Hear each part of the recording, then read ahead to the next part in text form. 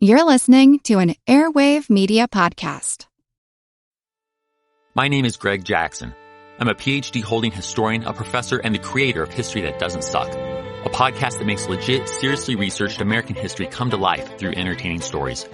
Join me for a chronological telling of the United States story, from the Revolution to fractious Civil War, tenacious inventors, brave reformers, and more. With more than 100 episodes, you can already binge listen your way from 1776 to the early 20th century. Listen to History That Doesn't Suck on Spotify.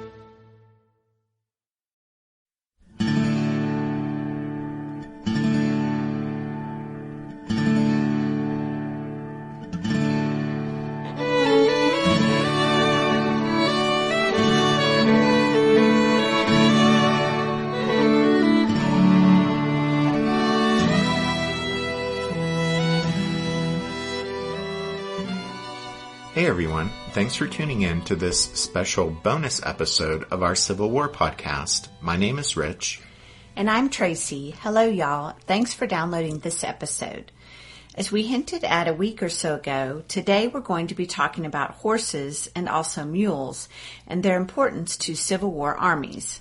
And then we'll close out this episode by looking at perhaps the most famous animal of the Civil War, Robert E. Lee's horse, Traveler. When Abraham Lincoln was informed in March 1863 that Confederate partisan Rangers had raided in Virginia and made off with a Union Army brigadier general and numerous horses, the president reportedly joked that the loss of the commander was easily remedied, but the horses cost $125 apiece. While Lincoln's remark had more than humorous significance, since victory or defeat in the Civil War was often greatly influenced by the number and quality of horses that could be provided to an army. And so we decided to do this episode on horses, and mules too, because we thought it's worth emphasizing that Civil War armies couldn't have functioned without the large numbers of horses and mules that drew supply wagons, provided mounts for cavalry and for officers, pulled ambulances, and moved artillery pieces. For those of us who love animals, it's heartbreaking to realize that horses and mules were a highly consumable resource in the Civil War. The life expectancy of an artillery horse, for example, was 7.5 months. Like the men who rode or drove them, the animals that accompanied the armies suffered from sickness and fatigue, and during the war, far more horses and mules died of disease or were broken by overwork than were killed by the enemy. In terms of numbers, it's thought that more than twice as many horses as soldiers perished during the Civil War. An estimated 1.5 million horses died during the war, compared with perhaps around 700,000 men. When measured beside the scale of such human tragedy, the severe attrition of the animals that accompanied the armies was considered of but little consequence by most of the soldiers who served during the war. But we don't mean to make it sound like everyone who fought in the Civil War cavalierly wasted the lives of the animals that allowed the armies to move and fight. A Confederate cavalryman, for example, would do his best to practice good horse management, especially since the animal he was riding was his own personal property. And many Union cavalrymen and artillerymen also did their best to give their horses proper care and attention. There were three basic components to good horse management. They were 1, forage, 2, water, and 3, grooming. As far as forage, which each day usually was supposed to consist of 12 pounds of oats, barley, or corn, and 14 pounds of hay for each animal, well, supply depots couldn't provide forage in the astounding amounts needed over long stretches of time. So while armies were on campaign, they mostly depended on what could be squeezed from the countryside in which they were operating. And so in time, large areas were picked clean of forage, causing particularly severe shortages of grain and corn. Horses on campaign were frequently on short rations, supplemented by grazing on grass, which was not a proper alternative to grain. And artillery horses, unlike cavalry, could seldom actually indulge in grazing, since on the march they were hitched to cannon or caissons. It wasn't unknown for artillerymen to be sent on grass-cutting forays to feed the battery's horses. A Confederate lieutenant colonel who commanded an artillery battalion at Gettysburg made this report after the retreat from Pennsylvania. Quote, "I regret to state that owing to the jaded condition of the horses, which had been but scantily supplied with forage since July 1st, during all of which time they had not received a single feed of corn, I was forced to abandon 2 rifled pieces. The losses which my battalion has incurred during the recent campaign are especially heavy in horses, those now remaining being for the present almost totally unserviceable." End quote. The second component of good horse management, water, was a commodity that had to be found for all horses every day, the minimum amount being 4 gallons. The problem became acute at the end of a day's march when the nearest stream or well could be a considerable distance away. And then the third component to good horse care was grooming. This included normal brushing and washing away mud or dust, but also meant particular attention to shoeing, care with the fitting of harness or saddle, the use of a folded blanket under the saddle to prevent back sores, and a soft leather pad under the collar of artillery horses to relieve tenderness. But even when the men wished to practice good horse management, it was often the case, especially while on campaign, that operational pressures meant the animals simply did not receive the care and attention they required. The memoirs of Isaac Norval Baker, who rode with Company F of the 18th Virginia Cavalry, recorded in graphic detail what happened during the wretched retreat from Gettysburg back down to the Potomac River, when the Confederate cavalry horses didn't receive the care they needed. Quote, "We fed our horses on sheaf wheat, and the beards made our horses' tongues sore and ulcerated. Our regiment was about the last to cross the river. We went into camp about a mile or so south of the river with orders to unsaddle our horses. Our horses' backs were raw with ulcers 1 or 2 inches deep and full of maggots. The green flies had put up a big job on us. Our blankets were full of maggots and rotten.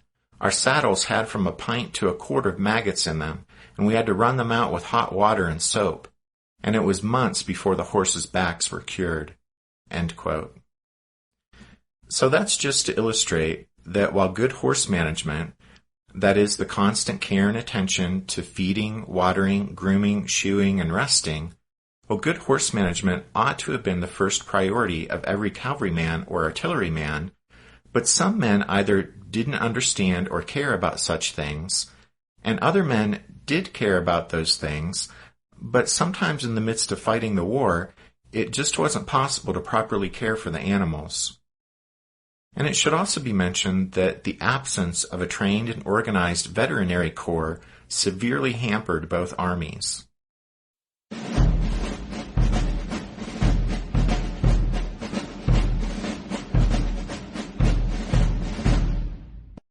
A horse for military service is as much a military supply as a barrel of gunpowder or a rifle. Thus said Union Quartermaster General Montgomery C. Meigs in April 1862 when trying to persuade the Secretary of War to give him authority to seize horses in Virginia's Shenandoah Valley. During the Civil War, areas of conflict were quickly stripped of horses as the animals were requisitioned, commandeered, or stolen. Private citizens went to ingenious lengths to hide their horses from the armies. One animal was found tied to the bedpost in a lady's bedroom.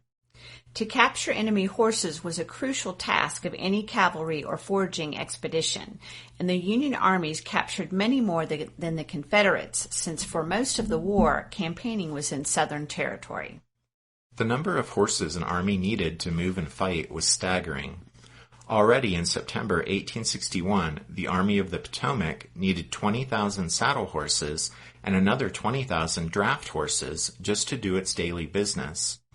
By the middle of 1862, the number of animals needed by Union armies was 1,500 new horses a week, and 2 years later, in 1864, the demand had swollen to 500 horses a day, with the government shelling out $170 per animal.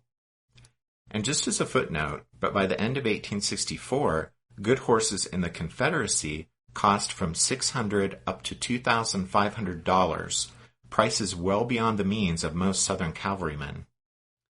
Back in the cavalry episode, we mentioned that as the war progressed, finding suitable mounts for Southern cavalry became a real challenge for the Confederacy.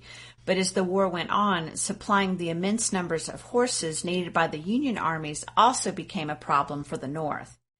An estimated 650,000 horses were purchased for Union armies during the war, with another 75,000 confiscated throughout conquered Southern territory. The cost of horseflesh to the federal treasury totaled a whopping $95 million. The federal government obtained horses in the same fashion as all other supplies destined for the armies, that is, by means of public announcements soliciting bids. And since they were enormously lucrative, horse contracts became practically synonymous with fraud. Substantial progress in cutting that fraud wasn't made until 1864, when Brigadier General James Harrison Wilson, head of the Cavalry Bureau, backed by the authority of the Secretary of War, fined and imprisoned dishonest contractors.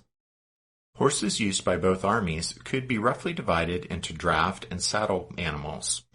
Draft horses pulled cannon, caissons, and some wagons, while saddle horses carried riders.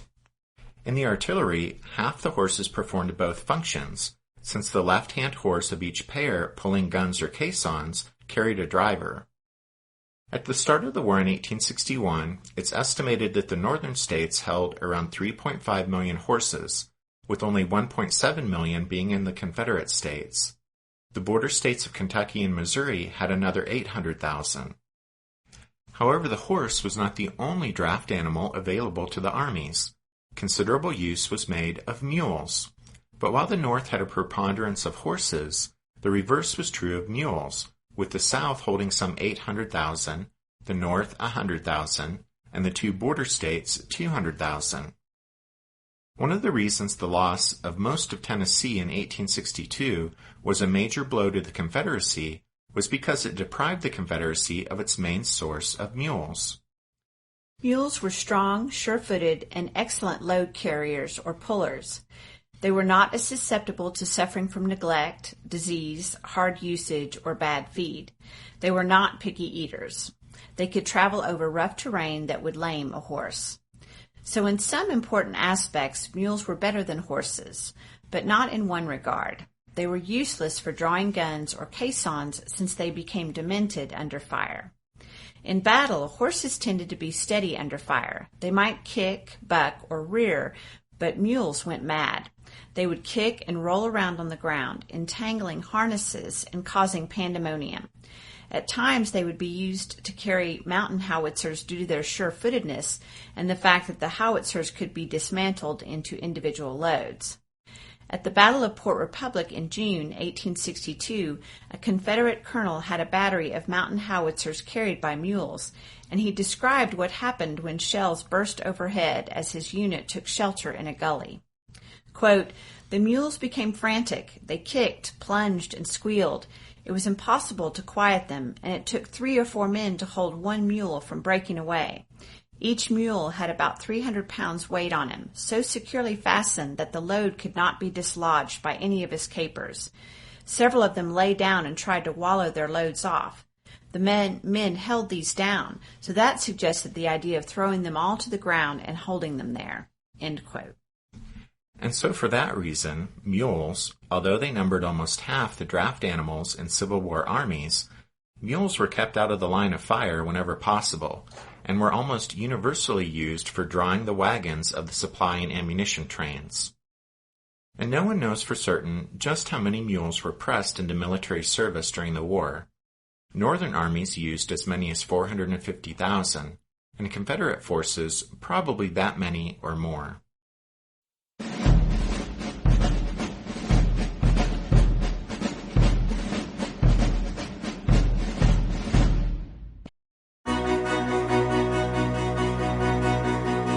History never says goodbye. It just says, see you later. Edward Galeano was right when he said that.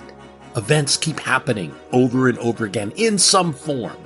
And that's the reason I produce the podcast, My History Can Beat Up Your Politics. What is it? We take stories of history and apply them to the events of today to help you perhaps understand them better. We are also part of Airwave Media Network. I've been doing the program since 2006. That's a long time, and the show has a long name. My history can beat up your politics. Find me wherever you get podcasts.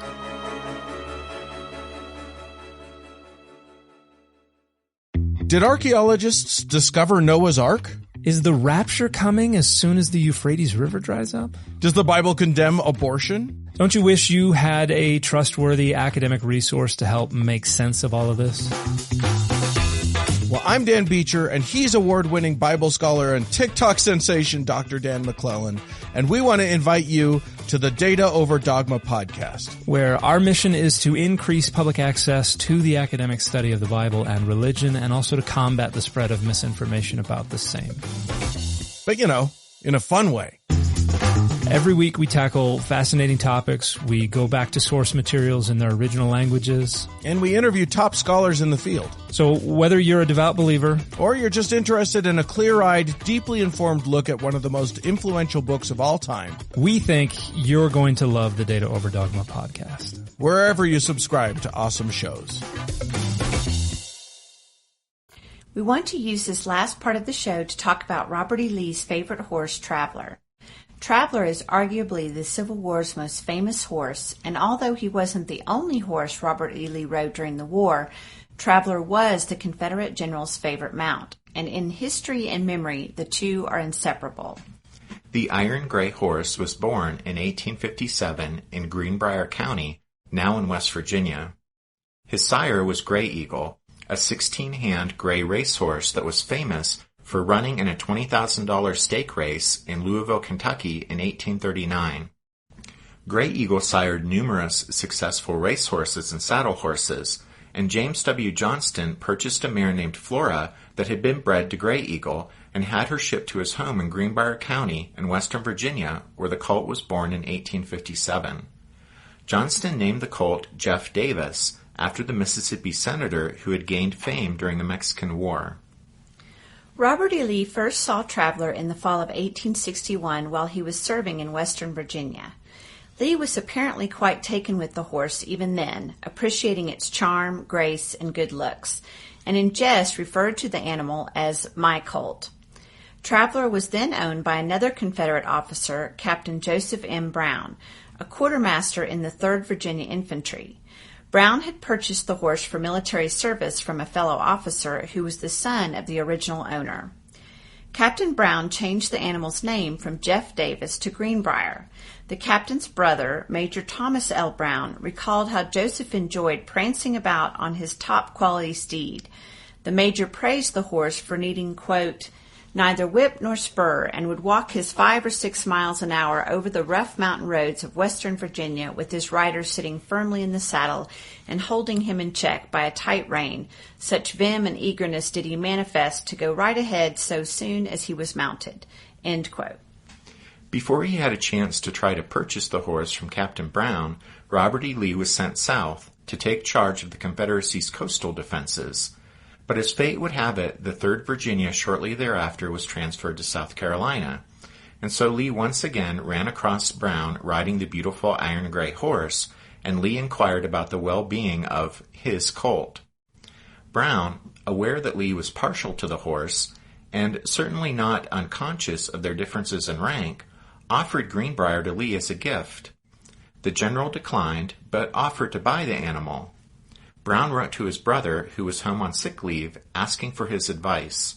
The response was, quote, if he will not accept it, then sell it to him at what it costs, end quote. Well, Brown had paid $175 for Greenbrier, but in February 1862, Lee gave him an extra $15 because of the depreciation of Confederate money. After acquiring his colt, Lee changed Greenbrier's name for the last time, calling him Traveler, using the double L spelling in the British style. Lee apparently called his new horse Traveler because of the animal's ability to walk at a fast pace. But the general's youngest son, Robert E. Lee, Jr., left an account that indicates such a pace didn't suit all riders.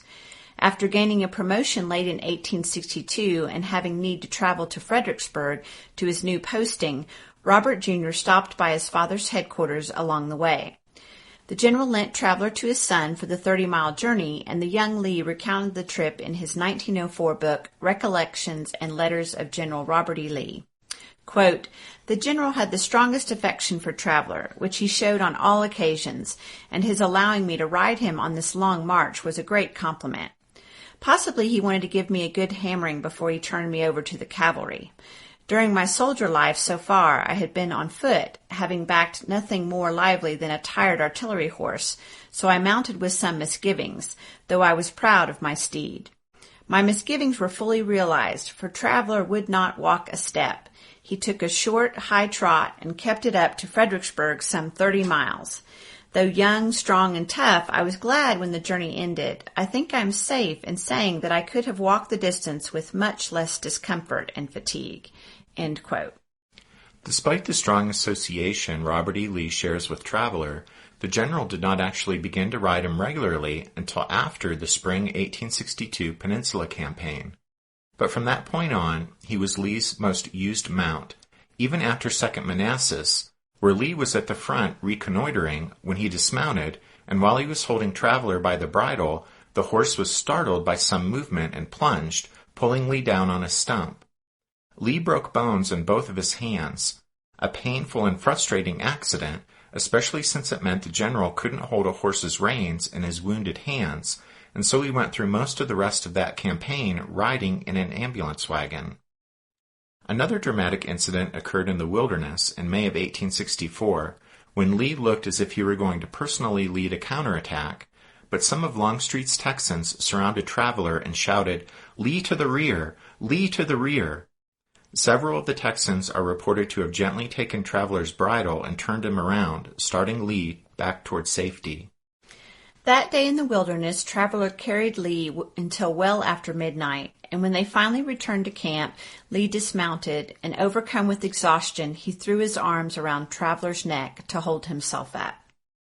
After the war, Traveler accompanied Lee when Lee took the post of president of Washington College in Lexington, Virginia. Traveler was allowed to graze the campus, although he lost numerous hairs from his mane and tail as admirers plucked them for souvenirs. Lee spent his final years as president of the college, and during that time one of his most cherished pastimes was taking a ride on Traveler. Robert E. Lee died there in Lexington on October 12, 1870. Traveler walked behind the hearse at Lee's funeral and continued to be well cared for up until his death the following summer. Traveler was put down in June 1871 after stepping on a rusty nail and developing lockjaw. Traveler was initially buried behind the college's main building, but in 1907 his bones were put on display in what is now Robinson Hall at Washington and Lee University. In 1929, the bones were placed in the Lee Chapel basement, where they stood for many years, slowly deteriorating. Finally, in 1971, Traveler's remains were buried in front of the Lee Chapel, only a few feet away from the Lee family crypt where his master's body lies. Before Lee's death, he dictated a letter to his daughter Agnes for an artist who wished to depict the old man's beloved horse. Lee said, "If I were an artist like you, I would draw a true picture of Traveler, representing his fine proportions, muscular frame, deep chest and short back, strong haunches, flat legs, small head, broad forehead, delicate ears, quick eye, small feet, and black mane and tail. Such a picture would inspire a poet, whose genius would then depict his worth and describe his endurance of toil, hunger, thirst, heat and cold, and the dangers and sufferings through which he passed. But I am no artist. I can only say he was Confederate gray. I purchased him in the mountains of Virginia in the autumn of 1861, and he has been my patient follower ever since, to Georgia, the Carolinas, and back to Virginia. He carried me through the 7 days battle around Richmond, the 2nd Manassas, at Sharpsburg, Fredericksburg, the last day at Chancellorsville, to Pennsylvania at Gettysburg, and back to the Rappahannock. From the commencement of the campaign in 1864 at Orange till its close around Petersburg, the saddle was scarcely off his back as he passed through the fire of the wilderness, Spotsylvania, Cold Harbor, and across the James River. He was almost in daily requisition in the winter of 1864-65 on the long line of defenses from Chickahominy, north of Richmond, to Hatcher's Run, south of the Appomattox. In the campaign of 1865, he bore me from Petersburg to the final days at Appomattox Courthouse. You must know the comfort he is to me in my present retirement. You can, I am sure, from what I have said, paint his portrait. R. E. Lee.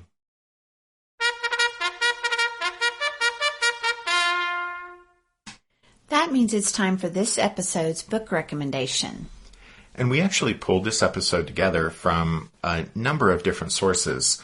And so since we don't have a horse and mule specific book recommendation for you, we'll just use this as an opportunity to recommend another general history of the Civil War, like we do from time to time.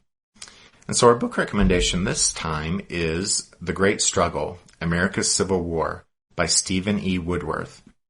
And this book is a very accessible, wide-ranging history, not just of the war itself, but also the long story of the road that led to Civil War, and then he also goes through Reconstruction.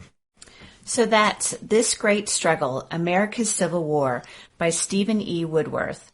As always, you can find all of our book recommendations going right back to episode number 1 at the podcast website, which is www.civilwarpodcast.blogspot.com. And then as we close, we just wanted to say thank you to all of you listening to the podcast. Today is the 1-year anniversary of the podcast launch, and we really can't tell you how surprised we are at how it's really taken off, and especially once we hit Fort Sumter. Things started off a bit slow, and since I'm not sure a lot of people were terribly interested in the slow walk we were taking up to the start of the war, but we felt that covering that background was very important, and so we stuck with it. But here we are a year later, finally, almost getting to the first major battle of the war. And we can't begin to tell you how much we appreciate all of y'all who have taken the time to support and encourage us over this past year. It means more than you know. Well, before things get too emotional, we better wrap things up. So we'll say thanks for listening to this special bonus episode of the Civil War, 1861 to 1865, a history podcast. We hope you'll join us again, but until then, take care. Thanks, everyone. Bye.